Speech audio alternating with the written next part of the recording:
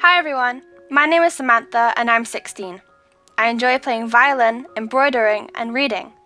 I live in an ordinary two-parent family. I'm doing just fine, except for one thing. My parents have never told me about my early childhood.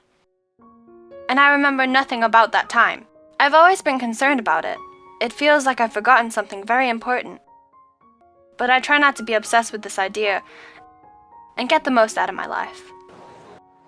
Once, on my way to violin class, I met a girl. She was wearing simple clothes and had short hair. Other than that, she looked exactly like me. Her build and her face were the exact copy of mine. I came up to her and we started talking. She was surprised too. She also saw the similarities. We couldn't stop asking each other questions. Her name was Mary. Despite looking the same, we lived completely different lives. We didn't notice it, but we talked for several hours, and my parents called me asking where I was. I told them I would stay at my friend's place overnight and come back the next day. They didn't mind. Mary's mom and dad had to work till late and went to bed immediately after getting home, so they didn't really have time for their daughter. I managed to spend the night at their place unnoticed. When I came in, the first things I saw were emptiness and poverty. I was uncomfortable. I felt the same as at hospitals. There was nothing that could make this place warm and cozy, like a real home. She apologized for the environment. Evidently, she didn't feel comfortable there either, but what could she do? Furniture was very scarce.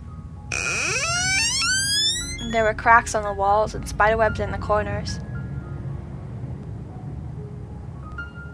I felt creepy.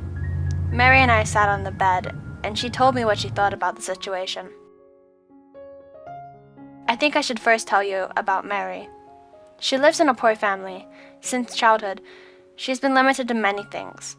She's had very little toys and didn't go to the movies, the zoo, or other places just because of the lack of money. Mary got used to that. She had a dream. She really wanted to learn how to cook. I mean, professional cooking. She kept saving her pocket money to be able to sign up for cooking classes, and I was touched by that. As opposed to her, I'm from a wealthy family. I've never thought of how great it was and how awful it was when you felt you couldn't afford something you really wanted. My parents spent time with me and took good care of me, while Mary lacked attention and affection. We became very close after that talk. I felt good being around her. I thought we were somehow connected, but I couldn't explain exactly how it worked, but I think she felt the same way. In the morning, I had to go home.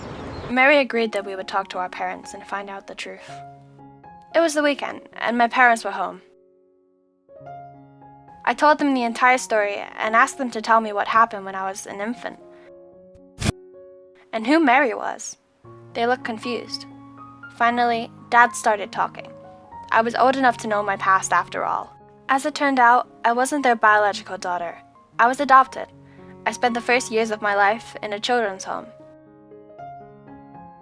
And they adopted me because they couldn't have children of their own and didn't see any other solution. They loved me as if I was their real daughter. I could feel it. I was very surprised with what I heard, and I went to my room to digest this information. Yes, they hid it from me that I wasn't their biological daughter, but they treated me as if I were. I accepted the truth, but there were still so many questions. Who are my biological parents? Why did they leave me? And how am I connected to Mary? The next day, Mary called me and asked me to come over. I barely recovered from what I heard the day before from my father, and there was more information to come. But knowing the truth was worth it.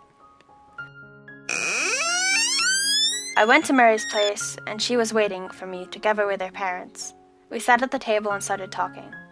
They say they were my biological parents, and that Mary was my twin sister. The pregnancy was unexpected, and they didn't want to have an abortion. Later, they learned that they were expecting twins. Since they were very poor, they decided to bring one of the girls to the children's home. I was so shocked. So was Mary. Although my parents and I were not blood relatives, I didn't want them to leave. I loved them. Mary and I remained in our families and continued being in touch. We felt good staying with our families. I gave a part of my pocket money to Mary, and she soon saved enough for a cooking class. We were happy. Thank you for watching. Like the video and subscribe to the channel.